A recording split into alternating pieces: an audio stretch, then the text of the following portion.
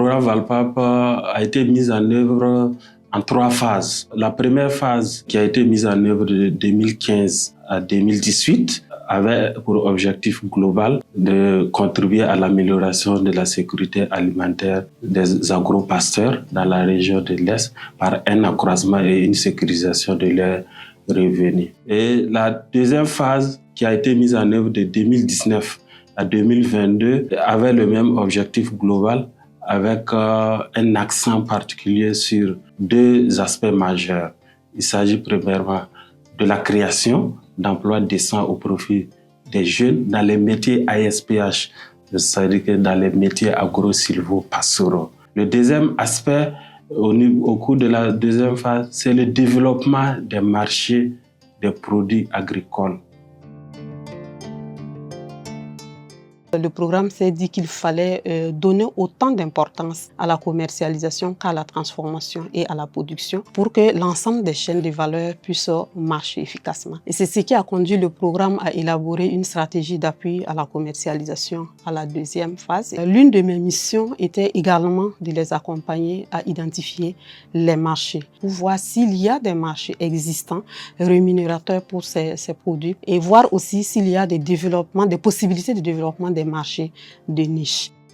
Le programme Valpap a accompagné à réaliser une étude sur le potentiel économique des filières dans la région de l'Est. On a même institutionnalisé les journées régionales promotionnelles des filières agricoles à l'Est qui se tiennent jusque-là. Et pour ça, le Valpap, le programme a accompagné à mettre en place un dispositif en équipement pour permettre d'être autonome dans l'organisation de ces journées promotionnelles. Et ça fait qu'actuellement à l'Est, pour organiser des journées promotionnelles autour des filières agricoles, on n'a pas forcément besoin d'attendre un partenaire technique et financier. Et en plus de ça, on s'est dit aussi pour des questions de pérennisation, tout ce qu'on est en train de faire, tant que ce n'est pas pris en compte dans les références régionales de développement, notamment les PCD, les plans communaux de développement, le PRD, plan régional de développement, après le programme, qu'est-ce qu'on fera? Donc, il y a eu du plaidoyer. On a formé une équipe très forte qui est parvenu à faire prendre en compte les besoins des filières dans le PRD. Ce que je suis en train de dire, on peut le vérifier à travers le PRD de l'Est.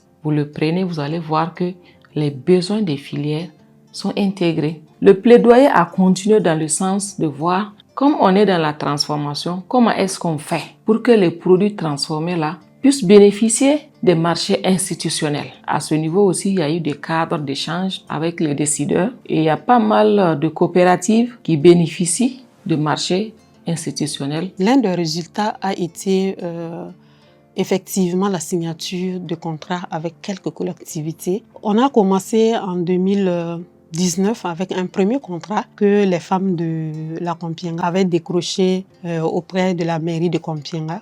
C'était une première expérience qui a été vraiment concluante. La collectivité était tellement contente et un peu surprise de la capacité de ces femmes-là à gérer ce type de contrat. Donc, ce qui a fait que l'année qui a suivi, c'est ce maire-là qui a incité son collègue maire de Pama à contractualiser également avec le même groupe.